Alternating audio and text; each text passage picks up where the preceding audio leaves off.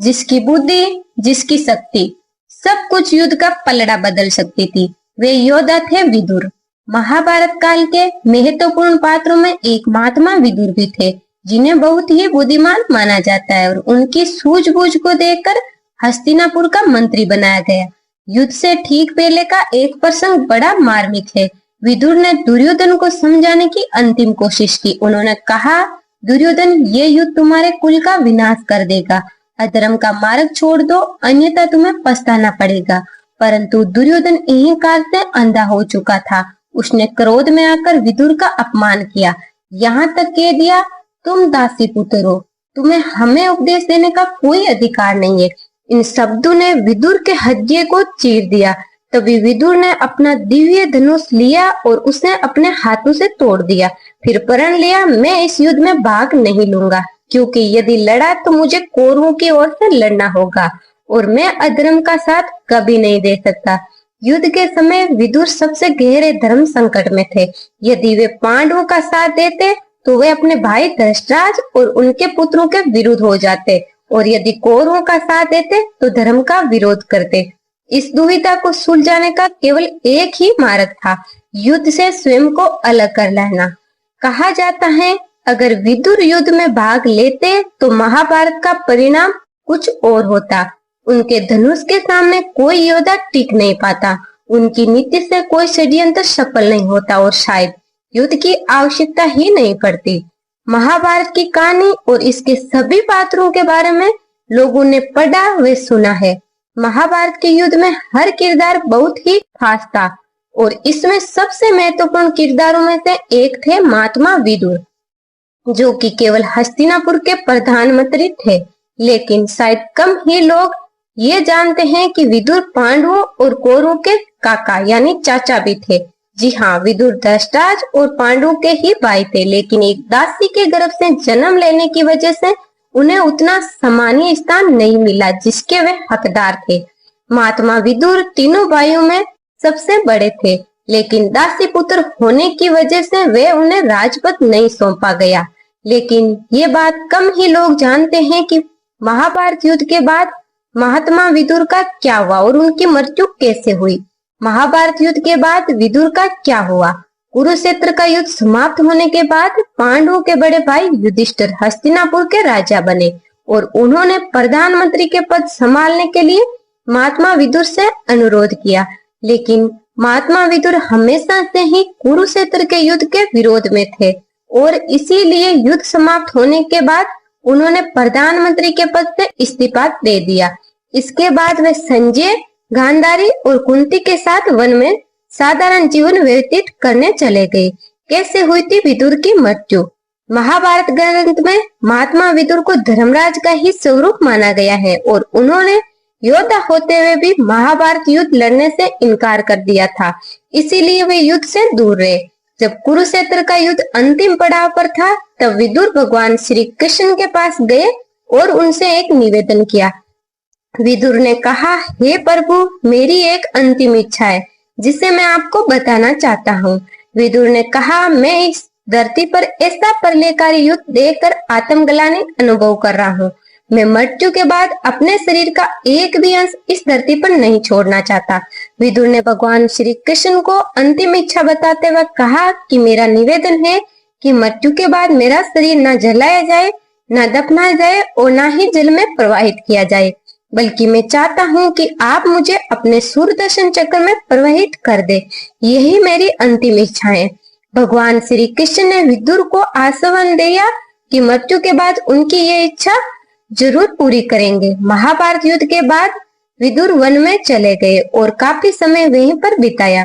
जब विदुर का अंतिम समय आया तो पांचों पांडव उनसे मिलने वन में पहुंचे। जैसे ही विदुर ने युधिष्ठिर को देखा, उन्होंने अपने प्राण त्याग दिए और युधिष्ठिर में ही समाहित हो गए। ये घटना इस तरह हुई कि युधिष्ठिर को कुछ समझ ही नहीं आया। इसका कारण जानने के लिए उन्होंने भगवान श्री कृष्ण का स्मरण किया। तब श्री कृष्ण ने प्रकट होकर बताया कि विदुर धर्मराज के अवतार थे और तुम स्वयं ही धर्मराज हो, इसीलिए उनके प्राण तुम्हारे भीतर समाहित हो गए। इसके बाद भगवान श्री कृष्ण ने विदुर को दिए गए वादे के अनुसार उनके शव को सूर्यदर्शन चक्र में प्रवाहित कर दिया। विदुर हस्तिनापुर की गाथाओं में वे नाम है जो नीति और धर्म का पर्याय बन गया। वे धृतराज और पांडु के सौतेले भाई थे। ऋषि मांडव्य के श्राप से यमराज ने ही दासी के गर्भ से विदुर के रूप में जन्म लिया। नीति शास्त्र के ज्ञाता, धर्म के अवतार, जिन्हें बाद में विदुर नीति के नाम से जाना गया। विदुर की शक्ति और धनुष का रहस्य कम लोग जानते हैं कि विदुर केवल नीतिज्ञ ही नहीं अपितु एक अद्भुत योद्धा भी थे। कहा जाता है कि श्री कृष्ण ने स्वयं उन्हें एक दिव्य धनुष प्रदान किया था। वे धनुष में इतनी शक्ति थी कि विदुर अकेले ही संपूर्ण कौरवों और पांडु सेना का अंत कर सकते थे। परंतु उस धनुष का उपयोग विदुर ने क्यों नहीं किया और क्यों उन्होंने युद्ध में भाग लेने से इनकार कर दिया? विदुर की कथा हमें ये सिखाती है कि शक्ति होना और उसका दुरुपयोग न करना यही सच्चा धर्म है। कभी कभी युद्ध से दूर रहना ही सबसे बड़ा पराक्रम है और नीति की शक्ति शस्त्रों से कहीं अधिक होती है। महाभारत युद्ध के दौरान धृतराष्ट्र स्वयं युद्ध भूमि नहीं देख सकते थे क्योंकि वे जन्म से ही नेत्रहीन थे। ऐसे में युद्ध की पूरी कथा, हर दिन की घटनाएं संजीव चित्र शैली में उन्हें सुनाई जाती थी और ये कार्य करते थे उनके सारथी और सचिव संजय। कैसे संजय युद्ध का वर्णन कर पाते थे? वेद व्यास का वरदान। महाभारत युद्ध प्रारंभ होने से पहले जब धृतराष्ट्र ने युद्ध देखने की इच्छा प्रकट की तो व्यास हरि ने उन्हें दिव्य दृष्टि देने का प्रस्ताव रखा। धृतराष्ट्र ने कहा, मैं उस विनाशकारी दृश्य को देखना नहीं चाहता क्योंकि वे मेरे हृदय को विदीर्ण कर देगा। तब उन्होंने ये दिव्य दृष्टि संजय को प्रदान कर दी। दिव्य दृष्टि का चमत्कार, इस वरदान से संजय को ऐसा वर मिला कि वे हस्तिनापुर में बैठे बैठे कुरुक्षेत्र की हर घटना को प्रत्यक्ष देख सकते थे। न केवल दृश्य देख सकते थे बल्कि योद्धाओं के मनोभाव और स्वाद भी सुन सकते थे।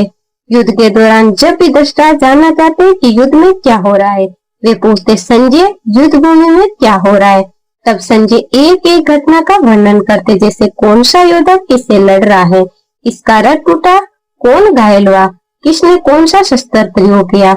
भगवत गीता का प्रसंग, जब श्री कृष्ण ने अर्जुन को गीता का उपदेश दिया तब भी संजय ने उसे वही से सुनकर तुरंत धृतराष्ट्र को सुनाया। इसीलिए भगवत गीता का पूरा स्वाद हमें संजय के माध्यम से ही ज्ञात हुआ।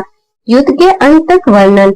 महाभारत युद्ध के सभी 18 दिन संजय ने धृतराष्ट्र को युद्ध की पूरी घटनाएं बताई। अंत में जब धृतराष्ट्र ने सुना कि उसके सभी 100 पुत्र मारे गए तो उसका दुख असीम हो गया। धृतराष्ट्र हस्तिनापुर का राजा परंतु अंधकार में डूबा हुआ। कुरुक्षेत्र में धर्म और अधर्म का महासंग्राम आरंभ हो चुका था। अर्जुन का गांडीव टंका रहा था, भीम की गदा से पृथ्वी कांप रही थी, कर्ण के बाण वज्र की तरह घिरे थे और स्वयं श्री कृष्ण अर्जुन के सारथी बन चुके थे। लेकिन राजमहल की अंधी कोठरी में बैठे धृतराष्ट्र केवल एक ही प्रश्न पूछ रहे थे, संजय युद्ध भूमि में क्या हो रहा है?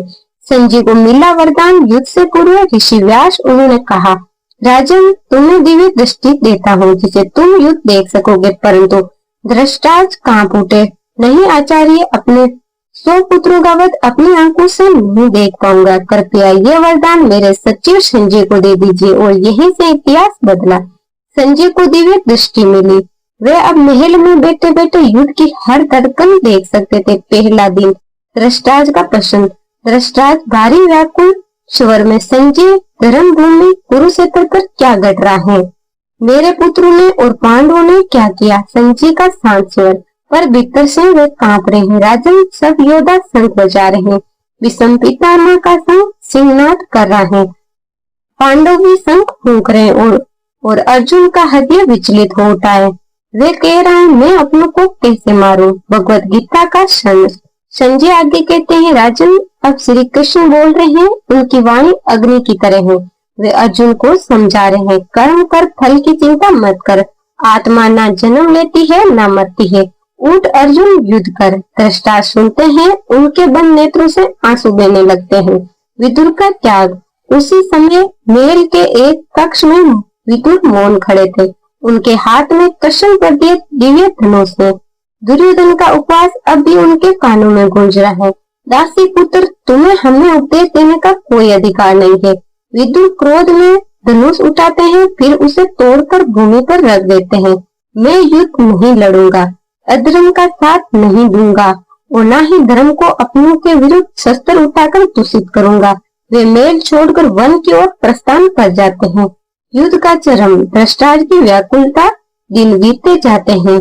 संजय प्रतिदिन घटनाएं सुनाते हैं और भीष्म का पतन, अभिमन्यु का वध, द्रोणाचार्य की मृत्यु, कर्ण का रण क्षेत्र में गिरना, हर दिन धृतराष्ट्र का हृदय भारी हो जाता है। 18वें दिन संजय धीमे स्वर में कहते हैं, राजन, दुर्योधन भी गिर चुका है, आपका वंश समाप्त हो गया। धृतराष्ट्र चीख उठते हैं, हे संजय, काश मैं अंधा ना होता, काश मैंने विदुर की नीतियों को सुना होता, काश मैंने कृष्ण का वचन माना होता, तो आज कुरुक्षेत्र रक्त रंजित ना होता। समापन, संजय मौन खड़े हैं, बैल में शून्य गूंजता है। युद्ध की ध्वनि समाप्त हो चुकी, पर धृतराष्ट्र के हृदय में अब भी गूंज रही है उनके 100 पुत्रों की चीखें। सीख, ये कथा हमें बताती है कि अहंकार और अधर्म अत्यंत विनाश लाते हैं और नीति का पालन करने वाले विदुर जैसे लोग इतिहास में मौन रहकर भी अमर हो जाते हैं। और सच्चे यही है, युद्ध की सबसे बड़ी पीड़ा वह नहीं जो रणभूमि में होती है, बल्कि वह है जो पिता के हृदय में होती है। और अगर आपको आज की ये वीडियो पसंद आई है तो वीडियो को लाइक करें, चैनल को सब्सक्राइब करें। आगे ऐसी ही और वीडियो देखने के लिए और कमेंट में अपने विचार भी साझा करें। जय श्री कृष्ण। धन्यवाद।